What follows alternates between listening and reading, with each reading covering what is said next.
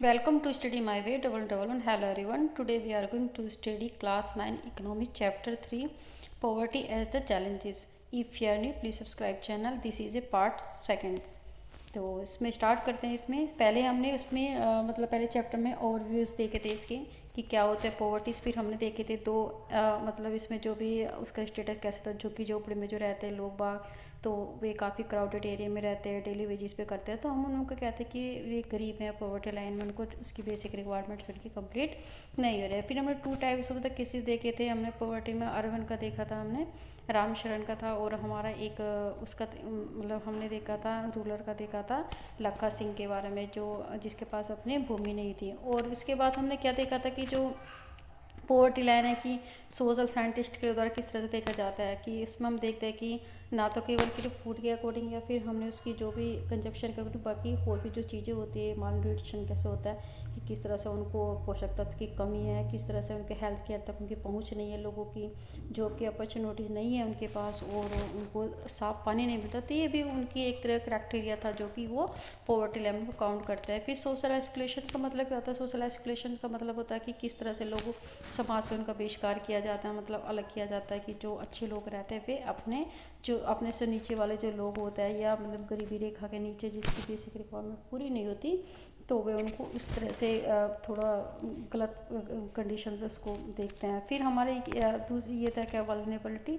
Vulnerability क्या होती है? सुरक्षा की। जो हमारे SC ST है, तो वैसे तो ये समाज से भी इनको थोड़ा अलग रखा जाता है। बाकी के इनके पास अच्छी जॉब होना, अच्छे हेल्थ केयर होना, या फिर इनके पास संपत्ति होना, या और भी चीज़ें होना, तो सब कुछ उनके लिए काफ़ी लग्जरी चीज़ होती है। और बाकी का यदि आपदा आ जाए, कुछ हो जाए, तो उससे भी उनको काफ़ी एडवर्सली इफेक्ट पड़ता है उनकी लाइफ पर।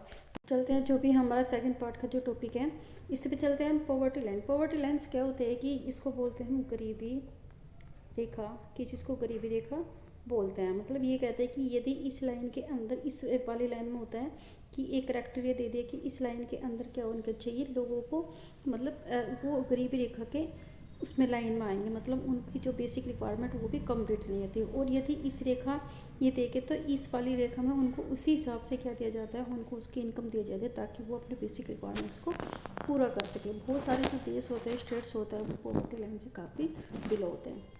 तो इसमें स्टार्ट करते हैं। At the centre of the discussion of the poverty. जब भी कोई डिस्कशन का या कोई भी बहस का कोई एक केंद्र बिंदु पॉवर्टी का होता है, is the usually the concept of poverty line. हम क्या करते हैं उसको कंसेप्ट, मतलब उसी अवधारणा से, उसी तथ्य से हम उसको पॉवर्टी लाइन कहते हैं कि ये गरीबी रेखा है। एक common method use to measure the poverty is the base on income. एक सामान्य जो तरीका है ताकि हम मेजर मापते हैं कि प्रॉपर्टी को, वो किसके आधार पर होता है, वो उसकी इनकम के ऊपर और उसकी कंजम्पशन के ऊपर होता है। मतलब इसका मतलब क्या होता है कि जो कंजप्शन और मतलब इनकम, इसका मतलब हम कह देते हैं कि सपोज करो किसी की इनकम ज़्यादा है तो क्या होगा, वो ऑलरेडी वो कंजप्शन ज़्यादा करेगा। किसी इनकम लो है तो ऑलरेडी क्या करेगा, वो अपने कंजप्शन को भी कम करेगा। तो इसी तरह से इसी के दोनों के बेस के ऊपर हम उनके स्टेटस को देख सकते हैं, किसी के भी स्टेटस को। A person is the consider the poor if is the income in the his या हर जो इनकम है, कंजप्शन जो लेवल है, fall below at the minimum level the necessity to fulfil the basic needs. एक जो व्यक्ति है उसकी जो इनकम को कंसीडर किस लिए किया जाता है, उसको ये किया जाता है कि यदि उसकी जो जितनी भी इनकम सपोज करो कम होगी तो कंजप्शन भी कम ही करेगा अपने, मतलब अपनी एजुकेशन के ऊपर, या फिर अपने अपने वो हेल्थ के ऊपर करेगा, या अपने फूड के ऊपर करेगा। तो इसी हिसाब से हम कहते हैं कि उसको उस मिनिमम लेवल से यदि बिलो करेगा तो क्या होगा, हमारा पॉवर्टी लाइन के वो अंडर आएगा। द नेसेसिटी टू फुलफिल अपनी बेसिक नीड्स के अंदर। What is the necessity to satisfy the basic need is the different at the different time and the different country. अब हमें ये है कि जो भी ये बेसिक रिक्वायरमेंट, जो भी ये आवश्यकता होती है, मतलब जो भी बेसिक नीड की, वो हर कंट्री के लिए और समय समय पर अलग अलग होती है। There the poverty line may the vary with the time and the place. इसलिए जो पॉवर्टी लाइन होती है वो क्या होती है, प्लेस टू प्लेस या फिर टाइम टू टाइम में अलग अलग होते हैं। Each country use the imagery line that is a consider the appropriate for the exiting level of the development. इसलिए हर कंट्री ने क्या किया, क्राइटेरिया उसका एक फिक्स कर दिया कि इस लाइन के नीचे यदि कोई भी बंदे बिलोंग करेंगे तो वो क्या होगा, पॉवर्टी लाइन के अंदर आएगा। और वही एक्सेप्टेड किया गया मिनिमम सोशल नॉर्म्स, और वही उन्होंने क्या करते हैं एक सोशल नॉर्म्स पे उनको डिसाइड कर दिया। For example a person not the having a car in the A United the state में बी द कंसिडर पुअर। अब देखो यदि हम यूएसए में देखें तो जिस बंदे के पास क्या होगी कार नहीं है तो क्या पॉवर्टी लाइन के वो नीचे होगा, लेकिन यदि हम इंडिया में देखें तो इंडिया के लिए तो वो क्या कंसिडर है एक लग्जरी लाइफ को कंसीडर करेगा कि वो पॉवर्टी लाइन में से काफ़ी ऊपर है या अपनी जो लाइफ है बेसिक रिक्वायरमेंट से उससे ऊपर ज़्यादा वो यूज़ कर रहा है। तो while the determining the poverty line in the India the minimum layer of the food requirement, यदि हम पॉवर्टी लाइन को मैनेज करें या हम देखें इंडिया में तो उसका मतलब होता है कि कम से कम लेवल में उसकी जो फूड है फूड की तो रिक्वायरमेंट तो उसको कंप्लीट ही होनी चाहिए। उसके साथ क्लोथ जो भी पहनने के लिए कपड़े अवेलेबल होने चाहिए, फूडवेयर जूते अवेलेबल होने चाहिए, फ्यूल होना चाहिए, मतलब जो भी वो खाना बनाने के लिए यूज़ करें ईंधन यूज़ करें, लाइट जरूर होनी चाहिए, एजुकेशनल बच्चों का एजुकेटेड होना चाहिए और उनको मेडिकल रिक्वायरमेंट भी एक्स्ट्रा होनी चाहिए। तो सारी किस चीज़ में होते हैं वो कम से कम इस लेवल में उनको ये होनी चाहिए। और the determined for the a subsistences, और सब्सिटेंसेस का मतलब उन्हें अपनी लाइफ को कायम रखने के लिए चीज़ें जरूरी होनी चाहिए। This the in the physical quantity are multiply by the their the price in the rupees, और जो भी उनकी जो ये फिजिकल क्वांटिटी है जैसे हमारा खाना हो गया, लाइट हो गया, फूड वेयर, उसी के अनुसार हमने क्या किया उनको बोला कि उन्हें कम से कम इतने रुपए होने चाहिए ताकि इससे ये बेसिक रिक्वायरमेंट अपने कंप्लीट हो सके। सपोज करो कि उन्होंने बोला कि आपको भाई 870 एग्जाम्पल में कि आपको जो मतलब रूरल में आपको 850 यदि महीने में मिले तो ये रिक्वायरमेंट कंप्लीट होनी चाहिए। तो हमने क्या किया है जो भी उनकी फिजिकल जो क्वांटिटीज है उनको रूपों में उसमें हमने क्या उसको मल्टीप्लाई किया। The present the formula of the food requirement while estimated poverty line the based on the desired calorie requirements.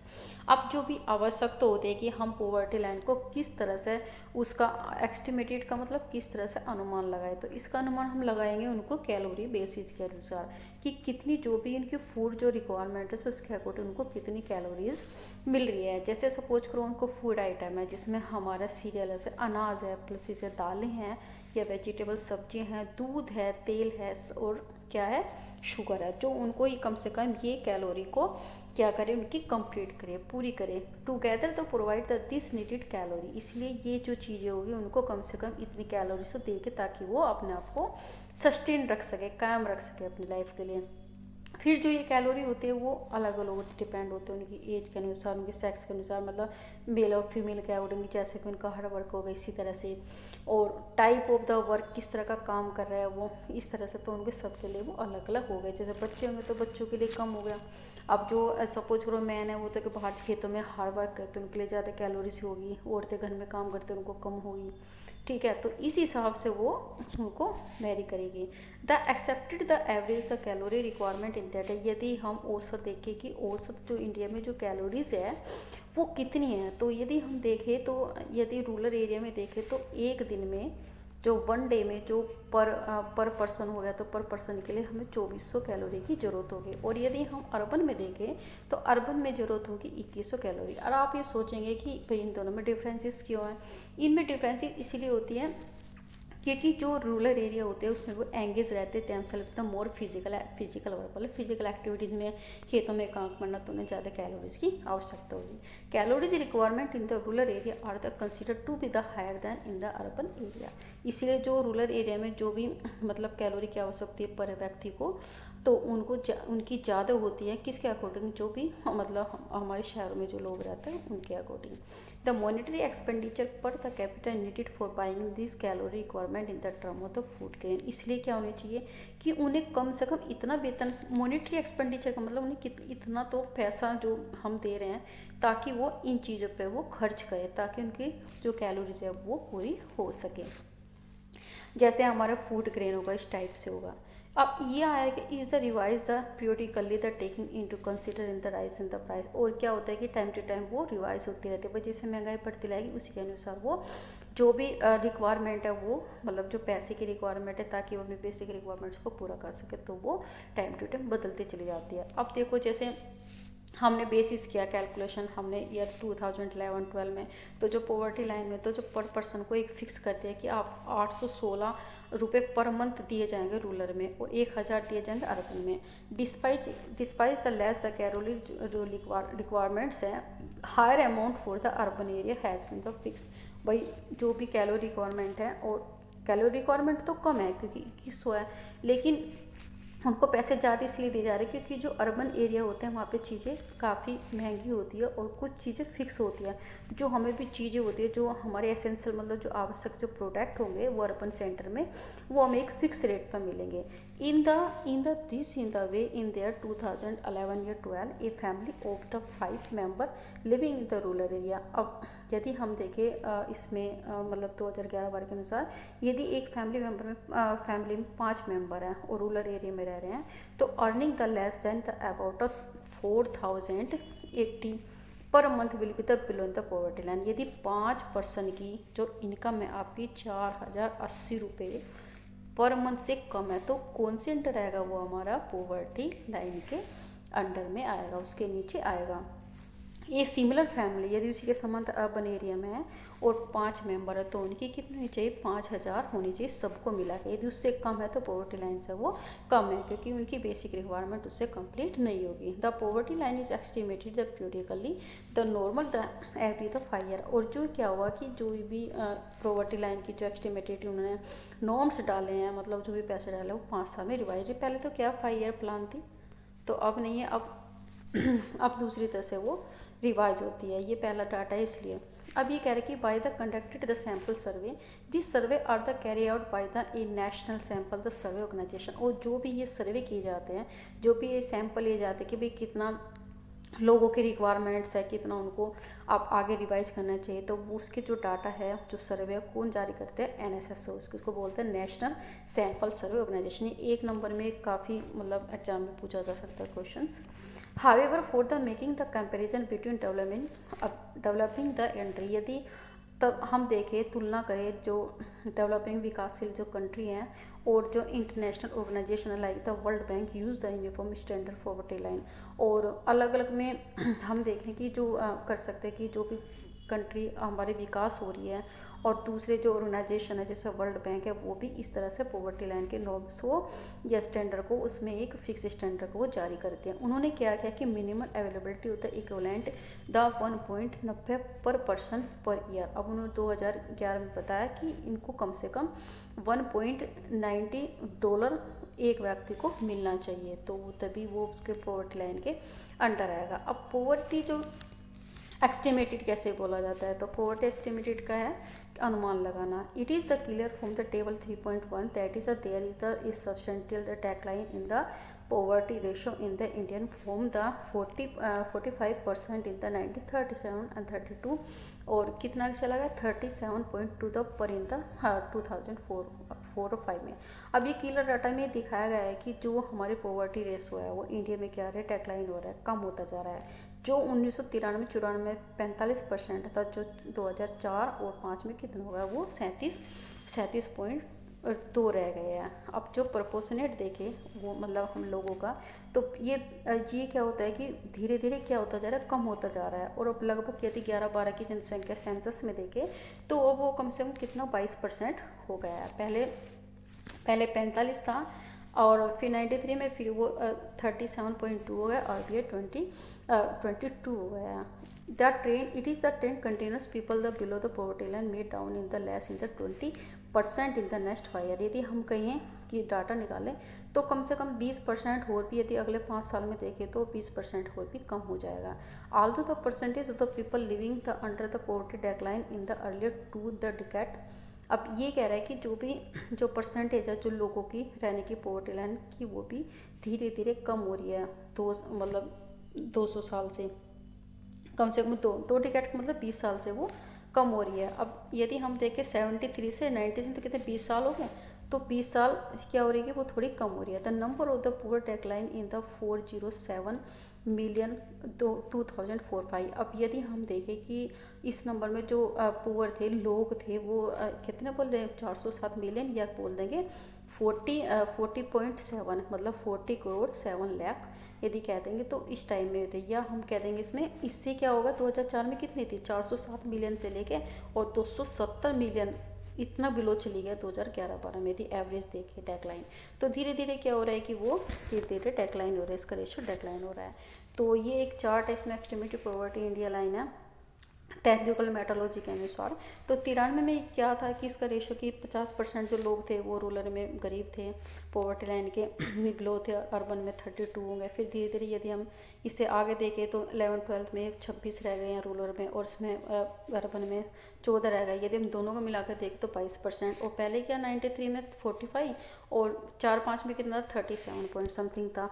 और यदि देखें लोगों की संख्या मिलियन में, तो मिलियन में कि रूरल में कितना था 329 और अर्बन में 75। तो ये तुमने का जो था ना 404 मिलियन था, या इसको बोल देंगे 40 करोड़ 4 लाख ये लोग क्या थे, ये पॉवर्टी लाइन के अंडर थे। अब आगे देखते हैं हम वल्नरेबल ग्रुप। वल्नरेबल ग्रुप था जो मैंने बताया था, असुरक्षा वाला जो भी ग्रुप था तो उसको बोलते हैं vulnerable. The proportion of the people below the poverty line is also not same in the all the social the group and the economic the category in the India. यदि हम कैटेगरीज में देखें, मतलब जो भी रेशो था हमारे poverty line का, वो सभी जो भी सोशल ग्रुप थे तो उनमें सब में सेम नहीं था, क्योंकि सोशल ग्रुप थे which is the most vulnerable to the poverty at the schedule caste, जिसको बोलते हैं हम एससी, या schedule tribe the household, जो भी इस मतलब शेड्यूल ट्राइब के परिवारों से है, तो इनकी जो कंडीशन थी इनका ज़्यादा डेवलपमेंट नहीं हुआ, ज़्यादा पॉवर्टी लाइन से अबव नहीं हो पाई। Similarly among the economic group, और जो भी मतलब नीचे के तबके के लोग होते हैं उनमें भी ठीक तरह से वो पॉवर्टी लाइन से ज़्यादा उभरे नहीं है। द मोस्ट वल्नरेबल ग्रुप आ रहा था rural agriculture the labour house hold. ये ज़्यादातर जो वल्नरेबल सुरक्षा वाला जो ग्रुप था वो ज़्यादातर क्या था कि जो खेतों में काम करने वाले जो परिवार थे। एग्रीकल्चर लेबर हाउस होल्ड का मतलब है कि खेतों में काम करने वाले जो परिवार थे। तो ये सारे क्या थे, ये अर्बन जो casual labour the household, जो भी अर्बन में जो मतलब पैसे मजदूरी करते थे, मतलब डे टू डे उसमें हिसाब में करते थे, तो उन सब का ज़्यादा क्या हुआ, ज़्यादा वो उनका डेवलपमेंट नहीं हुआ। ग्राफ 3.1 में 100 percentage of the poor people in the all, सभी परसेंटेज दिए गए जितने भी ग्रुप के हैं। Although the average of the people in the below poverty line to all the category in India. यदि पॉवर्टी लाइन के बिलो में देखें तो लोगों का जो इंडिया में प्रतिशत है वो 22 है, और 40 जो 3 थी उसमें से 100 में से 43 वो शेड्यूल मतलब कितने में शेड्यूल ट्राइब से वो बिलोंग करते हैं, क्योंकि उनकी जो बेसिक रिक्वायरमेंट्स भी उन्हें मिलती नहीं है, able to the meet their basic needs. Similarly 34% are the casual worker in the urban area in the below poverty line. यदि हम देखें मतलब कैजुअल वर्कर अर्बन में, तो वो 34% था जो बिलो पॉवर्टी लाइन के नीचे था, और उससे जो ऊपर था 34 जो परसेंट था वो क्या था, कैजुअल लेबर फर्म थी जो रूरल एरिया में थी। और 29% क्या था कि शेड्यूल कास्ट थी जो काफ़ी पुअर थी, गरीब थी, कि पॉवर्टी लाइन से भी कम उनकी इनकम थी। अब the double the disadvantage of the being the landless the casual labour house hold in the social disadvantage the social group. अब इनमें डबल प्रेशर था, डबल असुरक्षा थी, क्योंकि एक तो ये खुद ही इस मतलब शेड्यूल कास्ट से बिलोंग करते थे, मतलब इस तरह के जो समाज में इनको प्रतिष्ठा नहीं दी जाती थी, और दूसरा क्या होता था कि इनकी जो हाउस होल्ड थी इनको वो भी सोशल में उनकी इनकम भी इनको पॉवर्टी लाइन से कम उनको सुरक्षा दी जाती थी, मतलब उनको बेसिक नीड्स भी उनकी पूरी नहीं होती, तो उन पर डबल प्रेशर था। तो क्या मोस्ट वल्नरेबल ग्रुप था, तो हमें शेड्यूल कास्ट का कितना था 43%, और इसमें तो शेड्यूल ट्राइब्स का और जो शेड्यूल कास्ट का 29 था। और एवरेज यदि नेशनल पॉवर्टी लाइन देखे पूरे वो सब देखे कि कितने करीब थे पॉवर्टी लाइन के, तो 22% थे इंडिया में, वेरी इंपॉर्टेंट डाटा ये। फिर हमारे कैजुअल लेबर थे रूरल में 34% था, और यदि कैजुअल थे नॉन फर्म में देखे तो ये क्या है 34% था। तो ये दिया था schedule caste are in the जो भी हमें दिया कि जो हमारी शेड्यूल जो कास्ट थी और the schedule the tribe population highlight in the seriousness of problem, इसलिए जो ये एससी थे और जो एसटी थी वो ज़्यादा क्या कर रहे थे, सीरियस ने काफ़ी गंभीर इनकी पोजीशन थी, काफ़ी गंभीर परेशानी से गुजर रहे थे। Some the recent the study have the shown the aspect for the schedule tribe household, और कुछ जो रिसेंटली हम अध्ययन करें तो इनको छोड़ के जो भी ये शेड्यूल ट्राइब्स हैं इनके परिवार को छोड़ के, और एससी और एसटी को छोड़ के जो अदर जो 3 ग्रुप थे जो हमारे शेड्यूल कास्ट थे, शेड्यूल कास्ट या मतलब रूरल एग्रीकल्चर लेबर थे या अर्बन कैजुअल लेबर थे, has seen the decline poverty, लेकिन इनमें तो क्या हुआ थोड़ा सी इनकी इसमें गरीबी में वो गिरावट आई है, पॉवर्टी लाइन से वो कम पे गई। फिर आगे इसमें आ गए थे जो सबसे ज़्यादा बैड कंडीशन किसकी थी, तो सबसे ज़्यादा कंडीशन थी हमारी एसटी वालों की, और जो हमारे एससी हैं, जो एससी हो गया या फिर हमारा रूरल एरिया में जो एग्रीकल्चर में लेबर रहती है या अर्बन में कैजुअल, उनकी कंडीशन में थोड़ी सी राहत आई, कब उस आई है 1990 में। अब apart from the these the social group there are also the inequality of the income within the family, इससे क्या होता है कि इन सोशल ग्रुप में भी क्या होते हैं असमानता रहती है इनकी इनकम में, इनकी फैमिली की इनकम में। In the poor families also the suffer, जो पुअर फैमिली गरीब फैमिली होती है वो तो हमेशा ही सफ़र करेगी, परेशानी से घिरी रहेगी, but the some suffer more than other, लेकिन कुछ तो लोग होते हैं जो काफ़ी ज़्यादा और भी ज़्यादा परेशानियों को झेलते हैं। In the some the cases women elderly the people and the female the infant are the a decline the equal access to the resource availability to the family. अब यदि हम देखें कि ये तो है, ये तो सोशल ग्रुप में दिए, लेकिन इससे अलग भी बहुत सारे ऐसे लोग होते हैं जो काफ़ी परेशानियों से गुजर रहे होते हैं, जैसे वुमेन औरतों की कंडीशन कितनी ख़राब होती है घरों में, या फिर जो बड़े लोग होते हैं उनके ठीक तरह से इलाज नहीं पता, ठीक तरह से वो नहीं पाता, या फिर जो फीमेल इमेट जो बच्चियाँ होती हैं उनको ठीक तरह से मतलब क्या कहते हैं उनके साथ भेदभाव किया जाता है, या फिर उनको इक्वल जो भी रिसोर्सेज से वंचित किया जाता है जो भी फैमिली है, क्योंकि लड़कों को ज़्यादा सपोर्ट की जाती है, लड़कियों को नहीं की जाती, क्योंकि उनको सबको ऐसे होता है कि तो दूसरे परिवार से है, तो इसी तरह से उनमें भेदभाव होता है, तो वो और भी ज़्यादा उस चीज़ों से परेशानियों से सफ़र करते हैं। तो आगे आते हैं, एक स्टोरी है शिवरमन की, एक स्टोरी है हम शिवरमन की। शिवरमन जो है लिव रहता था एक छोटे से गांव में जिसका करूर टाउन, मतलब करूर नाम का एक शहर था उसमें तमिलनाडु में। और ये कहता जो करूर था एक फेमस था फॉर द अपने हैंडलूम से, जो हाथ से काम करने वाली दस्तकारी होता है, या फिर पावरलूम जो फैब्रिक बनाते कपड़े बनाते, तो उसके लिए काफ़ी प्रसिद्ध है ये करूर और तमिलनाडु में। There are the 100 the family in the village, वहाँ पे जो उस गांव में करूर फैमिली में कितनी है 100 फैमिली है। और शिवरमन एंड द ए अर्थुन थियार, जो ये शिवरमन है ये अर्थुन थियार है जिसको एक कोबलर कहते हैं, जो जूते बनाने का काम करते हैं, बाय द कास्ट से है वो कोबलर है। तो now in the worker in the agriculture, वो एग्रीकल्चर लेबर के रूप में वो काम कर रहा है।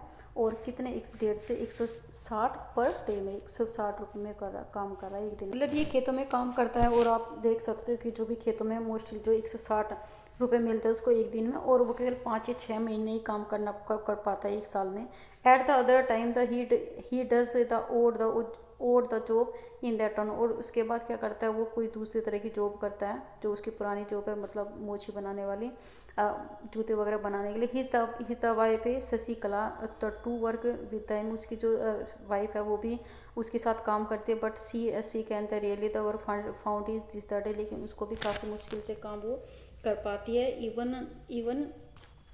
Even it the she the paid in the 100 per day for the same work, उसको उसी काम के लिए केवल 100 रुपये मिलता है, उसके हस्बैंड को 160 और उसको होता है। शिवरमन डज जितना वो लेता है। There are the eight the member in the family, उसमें 8 सदस्य की फैमिली है। Shivaraman the 65 year old the individual, मतलब उसकी मतलब शिवरमन की 65 साल की जो विधवा माता है और वो भी काफ़ी बीमार है। And the needed to be the help with her the daily the chores, और वो क्या करती है उसको आवश्यकता है कि वो डेली में जो भी घर के कामों में उसकी देखभाल करे। ही has the 25 year old unmarried sister है उसकी, और 4 बच्चे हैं जो एक साल से लेकर 16 साल तक हैं। 3 हैं मतलब उसमें थे 3 ऑफ देम आर गर्ल, और 3 उनमें से लड़कियां हैं। यंगेस्ट जो सन है उसका सबसे छोटा बेटा। नन ऑफ द गर्ल, कोई भी लड़की स्कूल नहीं जाती। और buying the book and the other the thing school going the girls is luxurious he can not be afford, और लड़कियों का स्कूल जाना तो काफ़ी लग्जरियस लग्जरी चीज़ होती है और वो उनको अफोर्ड नहीं कर सकते क्योंकि उनके पास इतनी इनकम नहीं है। Also the he has the get in the married, और वो उसकी शादी करना चाहते हैं at the some point of the time, या does not want to do spend of their education, और वो अपनी बहन के लिए वो भी करना चाहता है लेकिन उसके पास वो पैसे नहीं है, वो उनके इसलिए वो एजुकेशन नहीं ले पाता। इस मदर लॉस्ट द इंटरेस्ट, उसकी जो माता है वो अपनी मतलब ज़िंदगी से परेशान हो चुकी है, वो अपने उम्मीद छोड़ खो चुके हैं। And that does the waiting die, और वो मरने की इंतजार करिए। His sister in the elder the daughter take care household, और जो घर का काम उसका जो बड़ी बेटी करती है, उसकी बहन और बेटी बड़ी वाली।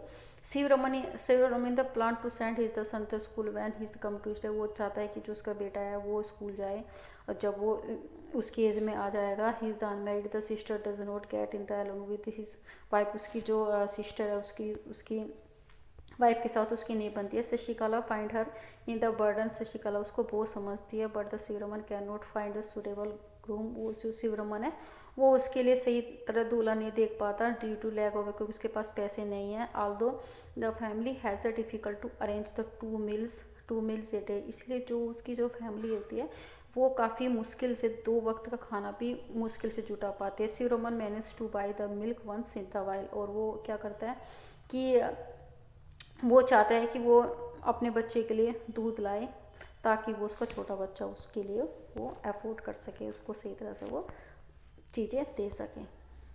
अब यह है इंटर स्टेट डिस्पैरिज, किस तरह से जो मतलब देशों में भी इस चीज़ के लिए तुलना होती है, देशों में भी अलग तरह से गरीबी है, उनका डायमेंशन है, उनके पहलू है। तो poverty of the India also है the another aspect and the dimension, जो पोवर्टी है, जो गरीबी है रेखा में, एक अलग से एक पहलू है, तो ये आयाम है। The proportionate of the poor the people is not same in the every state, यदि हम देखें जैसे हमारे इंडिया में पॉवर्टी लाइन है या उनकी जो कंडीशन है वो हर स्टेट में एक जैसी नहीं है। Although the state level the poverty was the witnesses a secular decline from the level of the early the in the 70, ये भी आधे के कई दशकों में क्या हो गया, जो पॉवर्टी लाइन वो क्या हो रही है, धीरे धीरे कम हो रही है। The success rate of reduction the poverty the varies from state to state, ये सफलता है, सक्सेस रेट का मतलब जो भी सफलता है कम होने की पॉवर्टी लाइन की, वो स्टेट टू स्टेट अलग अलग होती है। Recent estimated so the while the all India the head count ratio, यदि हम इसमें देखें रिसेंटली जो अनुमान लगाया है उसको लगा है हेड काउंट रेट, जिसको HCR बोला जाता है, वो हमारा कितना है 21.9% है। यदि हम 2011 और 12 के सेंसस से देखें, और उसमें यदि हम देखें तो सबसे पहले आता है हमारा मध्य प्रदेश, फिर आता है हमारा असम। तो हमारे ये देखें HCR जो हमारा मध्य प्रदेश में 21.9% है, यदि 11-12 में देखें, और यदि इसी तरह से जुलाई मध्य प्रदेश में, असम में, उत्तर प्रदेश में, बिहार में, उड़ीसा में had the above all the Indian the poverty level, ये क्या है थोड़े से ऊपर उठ चुके हैं यानी पॉवर्टी लेवल से, एज द ग्राफ 3.27 देख सकते हैं। तो बिहार उड़ीसा और the continues to be the 2 poorest state है with the a poverty ratio, यदि हम देखें कि ये जो बिहार है काफ़ी दोनों ही अभी ये गरीब है, पॉवर्टी लाइन में आते हैं। बिहार और उड़ीसा गरीब देश हैं, ये गरीब वो देश हैं, तो ये इसमें कह सकते स्टेट हैं। तो इसमें क्या है हमारा 33.7 और 32.6% है रेस्पेक्टिवली। फिर हमारा इसमें है कि along with the rural poverty urban poverty also high in the Orissa, यदि हम देखें कि यदि गांव वाली देखें, यदि हम गांव में गरीबी देखें या शहर में गरीबी देखें, तो सबसे ज़्यादा हमारा उड़ीसा, मध्य प्रदेश, बिहार और उत्तर प्रदेश में है। In the comparison there have been the significant decline, अब धीरे धीरे हम क्या करें, यदि हम कंपेरिजन में देखें और तरह के स्टेट में, जो हमारा केरला है तो उसमें पॉवर्टी लाइन कम हो रही है, महाराष्ट्र में, आंध्र प्रदेश में, तमिलनाडु में, Gujarat, west Bengal, state like the Punjab और Haryana have the traditionally succeed in the reduction poverty line with the help of higher agriculture growth and rate. यदि हम पंजाब हरियाणा में देखें तो उन्होंने अपनी पॉवर्टी लाइन को किस तरह से कम किया है, वो उन्होंने अपनी क्या खेती में जो बढ़ोतरी है उनको काफ़ी ज़्यादा किया है। तो इससे क्या हुआ कि हमारा जिनका स्टेट का पॉवर्टी लाइन कम गया है। Kerala has the focus in the more human resource development, और केरला ने क्या किया, ज़्यादा अपने आप को फोकस किया ह्यूमन रिसोर्स, मतलब उसने क्या किया ह्यूमन पे ज़्यादा इन्वेस्टमेंट किया है, उनके हेल्थ पर किया, उनके एजुकेशन पर याद किया है, तो उससे भी क्या होगा पॉवर्टी लाइन कम हुई है।